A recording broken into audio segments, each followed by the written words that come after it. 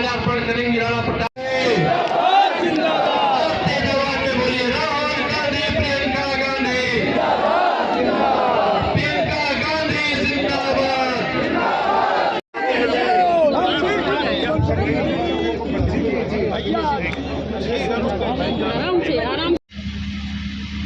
आप अमेठी के वासी हो, आपके सांसद प्रधानमंत्री थे, झुक के आपके पास आते थे। ये प्रधानमंत्री वाराणसी से बार बार चुनाव जीतते हैं, एक गांव में नहीं गए हैं, वहां एक गरीब के घर में नहीं घुसे हैं, एक बार झुक के आपसे बात नहीं की है।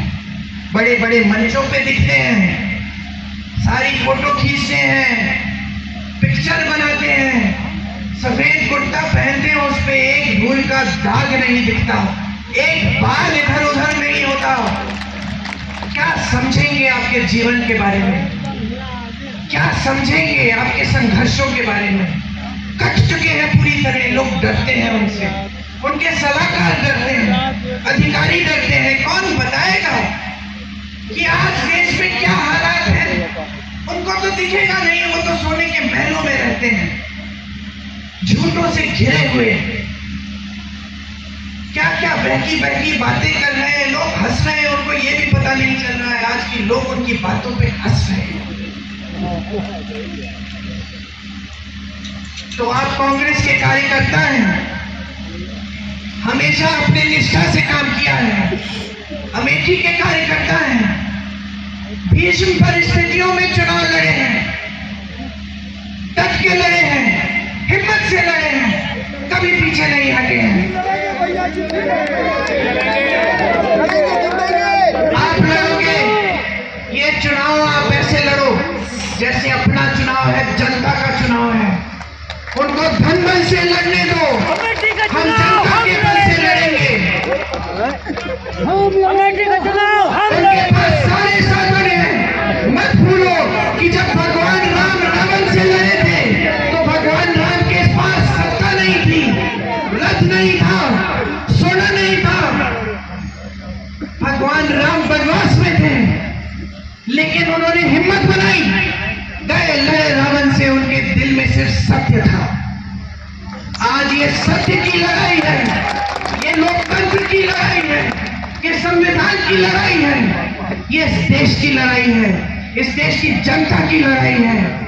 ये अपने लिए नहीं लड़ रहे हो चुनाव, ये किशोरीलाल शर्मा के लिए नहीं लड़ रहे हो, ये आप अपनी धरती के लिए लड़ रहे हो, अपने देश के लिए लड़ रहे हो, अपने लोकतंत्र के लिए लड़ रहे हो, अपने संविधान के लिए लड़ रहे हो। मन बनाओ, मन बनाओ। जिस दिन मन बनाओगे तो कोई नहीं हरा पाएगा। इस चुनाव को जीत के जाऊंगी मैं, यहाँ से मैं आपके बीच आऊंगी, आपके साथ लड़ूंगी और अमेठी के इस पवित्र धरती में सही राजनीति, सत्य की राजनीति वापस लाने के लिए लड़ूंगी और कोई हमें हरा नहीं पाएगा। ये मैं आपसे कह रही हूँ। ये वचन आपको देके जा रही हूँ।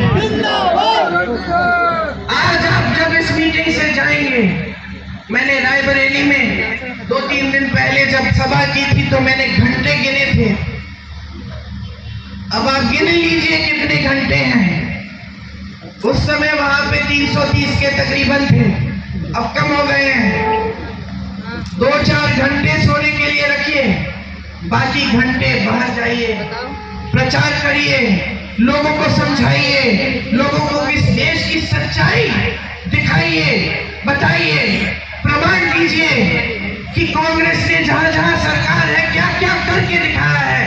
किस तरह छत्तीसगढ़ में हमने आवारा पशु की समस्या खत्म की, किस तरह कर रही है, किस तरह आज कर्नाटका में, तेलंगाना में महिलाओं के खातों में पैसे आ रहे हैं हर महीने, किस तरह हमने किसानों को मजबूत किया अपने प्रदेशों में, किस तरह हम ऐसी नीतियां लाए जिससे देश की संपत्ति वापस इस देश की जनता के हाथों में जाए। बताइए, समझाइए, सच्चाई दिखाइए, जनता को कहिए कि जनता जो जी रही है वही सच्चाई है, उस आधार पर वोट दे।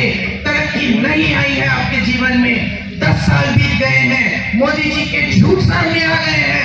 हराइए इनको, बदलाव लाइए, एक नई सरकार लाइए, एक नई राजनीति जो पहले पुराने असूलों पर आधारित है वो लाइए इस देश में। मैं आपसे पूरी उम्मीद रखती हूँ कि एक सेना की तरह आप ये चुनाव लड़ेंगे, ये चुनाव जीतेंगे और यहाँ अमेठी से इस पूरे देश में ये संदेश देंगे कि बहुत हो गया है, हमें सच्चाई की राजनीति वापस चाहिए। आपने बहुत ध्यान से मेरी बातों को सुना, मैंने दिल की बात बोली, आपके सामने अपनी सच्चाई रखी। मैं आपकी आभारी हूं कि हर संकट में आपने साथ दिया, मेरे आंसू आपने पोंछे।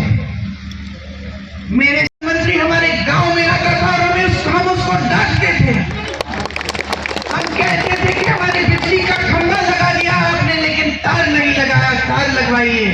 प्यार देंगे आपको लेकिन वोट नहीं देंगे जब तक आप हमारा तार भी नहीं लगाएंगे। हमें वो राजनीति वापस चाहिए।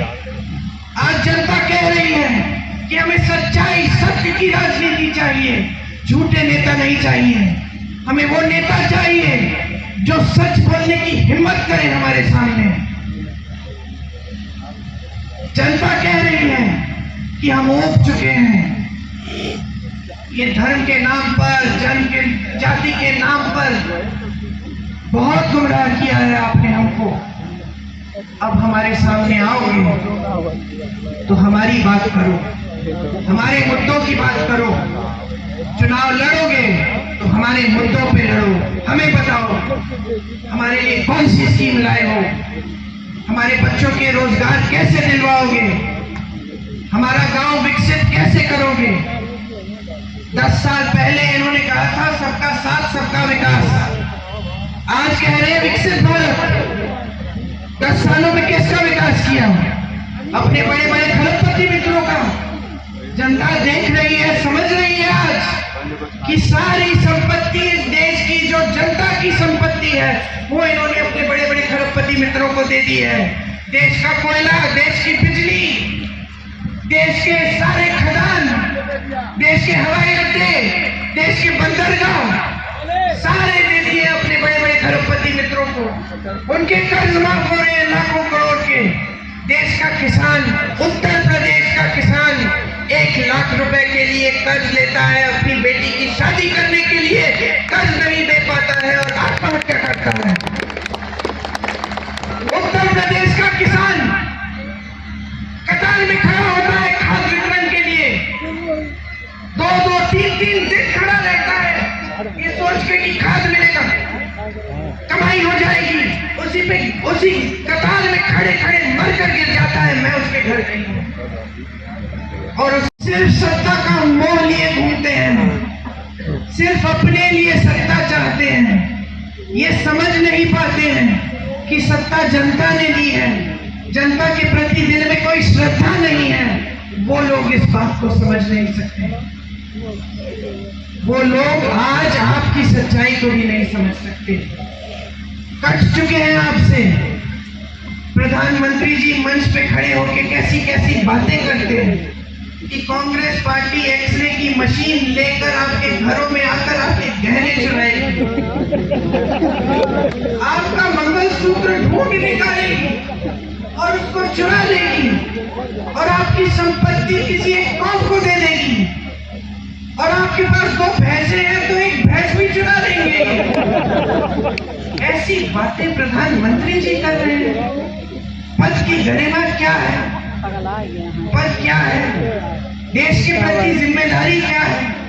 देश क्या सोचेगा? आज देश जवाब मांग रहा है। देश कह रहा है कि हमें ये नाटक नौटंकी नहीं चाहिए। हमने बहुत चुनाव लड़ने दिए हैं आपको धर्म के आधार पर, बहुत हिंदू मुस्लिम कर लिया है आपने। इस चुनाव को हम लड़ेंगे और हम अपने मुद्दों पे लड़ेंगे। आज जनता कह रही है मेरी समस्याओं को सुनो, पहचानो। महंगाई से जूझ रहा हूं, तड़प रहा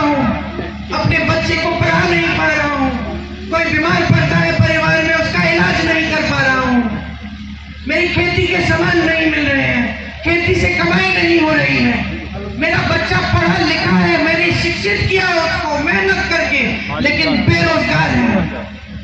आज जनता कह रही है मेरी आवाज सुनो।